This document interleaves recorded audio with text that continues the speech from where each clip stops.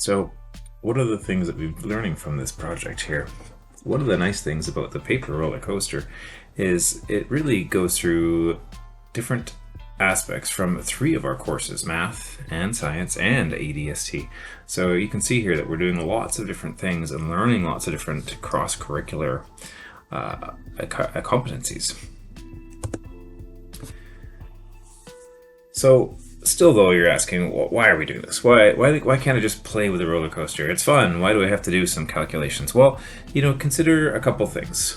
One, a little later on in the year when we get to go on the field trip to Playland, we're going to do this for real. We're going to do some calculations as you get to ride the roller coaster. So this is a bit of a practice for that.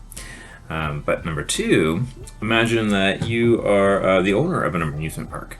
And they are always competing with each other, trying to figure out the best way to, one-up the other guys. So how do you find out if you have the fastest or the wildest? And this is what we're going to do. So we're going to calculate our average speed. This is what we're going to start with here. To do this, we're going to need a couple things. Obviously, your roller coaster. You're going to get some string and some tape, and you're going to need a meter stick. Something to measure with. Measuring tape would be fine too.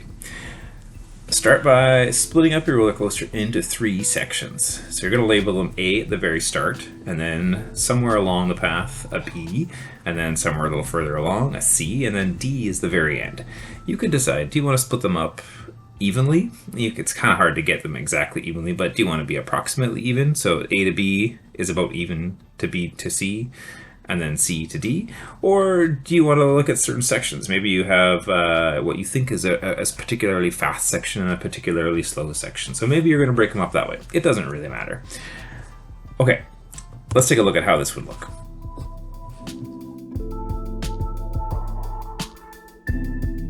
So as we can see here, we've laid the string down along the track. You might need to tape it down in a few spots as you go, just to make sure it doesn't move around and keep pulling out on you. Here you can see I'm getting to my spot where there's the letter C. There we are. So I'm going to trim the line there. To be honest, I wanted the letter C to be as the marble dropped through the funnel, but the funnel kept having such variation, the times are all over the place, so I had to change it. You might have to do that too.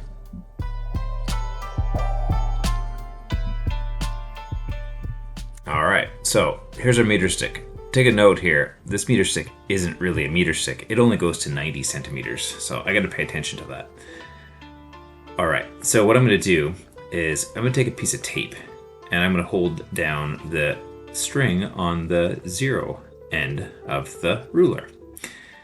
If I have my friend doing this, of course I don't need to tape it, they could hold it, but that's all good. I can do it on my own this way. Try your best not to stretch the string out too much. You want it kind of straight, but if you really stretch it, it's actually going to be shorter than the reality. I've gone all the way to 90, and then I've doubled back. I'm going to, again, because I'm doing it on my own, I'm going to hold down with a little bit of tape.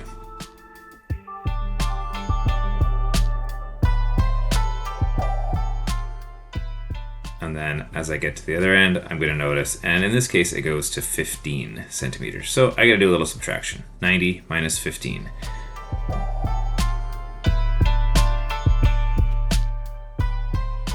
So now we're going to start timing. Notice I'm ready to go, and as the marble gets to my point B, here it comes. Start. Now I start the timing. Make sure you do it that way. Okay, now I want you to take a little break and check on your understanding. Have you been following along? I hope you have. Go to Teams, do the little survey, and see how it goes. Once you've completed it, I'll give you the calculation sheet for the next step.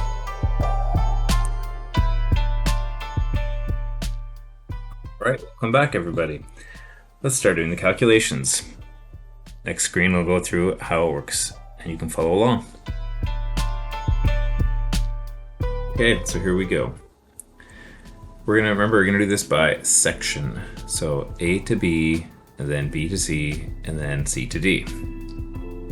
You're gonna do 3 runs, right? Make sure, like you've seen, you're gonna start the time as the marble passes. Don't start the marble at the letter. So for instance, here we go, and I've done run 1, 2, and 3, and oh no, wait a minute. Run 3 is kind of too long. So something's happened here. 16 seconds, 14 are pretty close. 25, that's a lot longer, relatively. So I'm going to try that one again. Next one comes through, and that's better. It's a lot more similar. So we're going to average those 3 times. Add them up. What do you get? Take that total amount, divide by the number of runs, 3. There we go. There's my average time for that section of the run.